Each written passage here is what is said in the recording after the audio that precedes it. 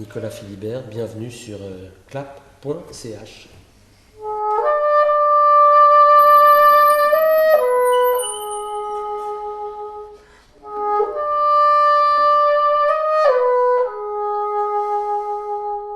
C'est un contact lointain parce que Nénette, elle est parisienne depuis 37-38 ans, donc il m'est arrivé plusieurs fois, il y a de ça des années, d'aller visiter la ménagerie du Jardin des Plantes.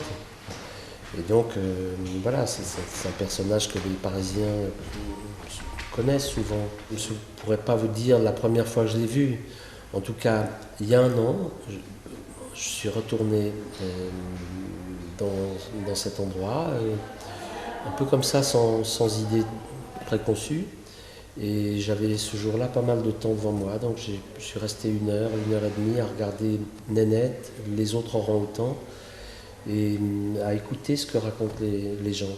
Et l'idée du film est venue comme ça, très spontanément ce jour-là. J'aurais pu choisir d'axer le film sur un des autres orang-outans. J'aurais pu choisir Toubo, son fils, qui est aussi un animal très, très impressionnant. Mais j'ai eu un petit faible pour Nénette, c'est vrai, à la fois à cause de son nom, ce nom qui... et puis je l'ai trouvée d'emblée très, très touchante. Elle a plus de 40 ans, elle est assez économe, elle est très, très placide, elle regarde beaucoup, elle nous regarde beaucoup, elle nous dévisage. Et c'est ce regard que j'ai eu envie de filmer. J'ai eu envie de faire un film qui nous plongerait dans les yeux de Nénette, dans le regard de Nénette. Et de faire un film qui proposerait une sorte de face-à-face entre elle et nous. Le film est fait de telle sorte qu'on entend les visiteurs, mais on ne les voit pas. On n'est que dans un seul axe. On regarde, on ne voit que Nénette, ou presque. On voit un peu les autres avec qui elle partage son espace, mais il n'y a pas de contre-champ. Il y a un hors-champ sonore, on entend les commentaires des gens, les soigneurs, plein de paroles différentes. Elle a toujours eu un côté dolent. Hein. Nénette n'a jamais été quelqu'un... Bon, si on lui prend quelque chose de quoi, elle peut bouger, mais les orang-outans en général ne bougent pas beaucoup. Et elle, tout particulièrement, vu son âge, sa façon d'être. Même en nature, un orang-outan peut rester 5-6 heures simplement au fait d'un arbre à ne rien faire, à regarder. Nénette, ce qu'elle fait, c'est qu'elle observe le public. Le tournage s'est passé très simplement. Au fond, on était une équipe minuscule, deux, quelquefois certains jours trois, mais la plupart du temps on était deux. Avec une petite caméra DV, sans éclairage. On était parmi les visiteurs, des gens qui passaient devant quelquefois. Voilà, l'idée c'était de filmer depuis l'endroit où sont les visiteurs. C'est pas des mouvements de caméra très compliqués, très sophistiqués, c'est une caméra qui est souvent en plan fixe. Voilà, quant au son, je laissais tourner un petit magnéto et puis c'est comme ça que j'ai engrangé plein de la parole d'un tas de gens. Et puis il y a aussi des paroles que j'ai sollicitées. Les soigneurs, je suis allé les solliciter. Il y a des gens que j'ai petit à petit invités à venir et qui ont librement improvisé devant cette vitre, devant cet animal. C'est un miroir de l'humanité, c'est une surface de projection, c'est comme le cinéma. Et devant cette vitre transparente, il y a ce personnage, entre guillemets, ce personnage plein de mystère. Le film parle de nous, en fait. Le film parle de nous. Les gens se projettent, parlant d'elle, ils parlent d'eux. C'est ça qu'opère le film. On n'a aucune preuve de ça. Les soigneurs peuvent nous dire, parce qu'ils la connaissent bien, ils peuvent dire Nénette, elle est plutôt en bonne santé, elle n'est pas déprimée. Ils savent quand un animal est déprimé.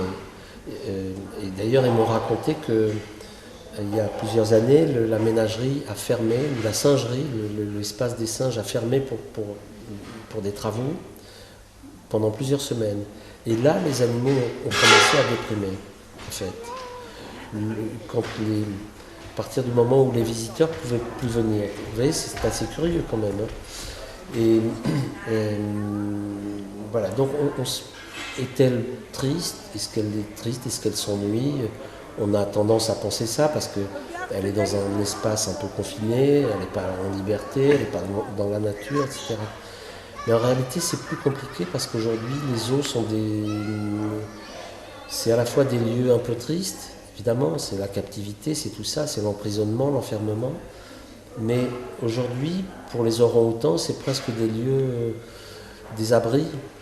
Ils sont plus en danger dans la nature, à Bornéo, qu'en captivité. C'est affreux de dire ça, mais puisqu'on est en train de les exterminer d'une certaine manière. Hein. En rasant la forêt primitive de Bornéo, on extermine les derniers orang-outans. On pense que dans 15 ans, il n'y en aura plus. Et il en restera un peu dans les eaux. Voilà ce triste paradoxe. Est-ce qu'on a établi un contact? Écoutez, le troisième jour de tournage, les soigneurs sont venus vers moi et m'ont dit « Mais Nicolas, vous avez vu, Nénette vous reconnaît maintenant ». Moi, je trouvais que c'était... J'étais pas sûr du tout, je trouvais que c'était très flatteur qu'on me dise ça.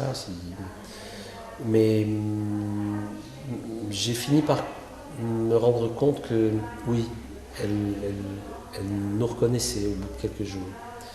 Je suis retourné la voir il n'y a pas très longtemps et quand je suis rentré dans l'espace des visiteurs, elle m'a vu, elle est tout de suite venue contre la vitre, tout près de la vitre, ce qu'elle fait très rarement.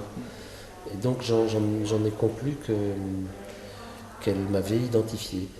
C'est des animaux qui regardent beaucoup, qui ont un regard extrêmement aigu et qui nous détaillent, nous dévisagent. Les soigneurs racontent que quand ils vont chez le coiffeur, et quand Nénette non seulement le voit, mais leur fait comprendre qu'elle l'a remarqué. Vous savez, je ne fais pas des films à partir d'un vouloir dire, à partir de ce qu'on pourrait appeler un message comme ça. Faire un film, c'est une expérience artistique et dans les expériences artistiques, il y a une part d'invisibilité à son propre travail. On ne sait pas forcément définir ce qu'on cherche exactement. Il faut faire le film pour le savoir, quelquefois. Et bien souvent, une fois le film fini, on ne le sait pas davantage. Donc on refait un autre film.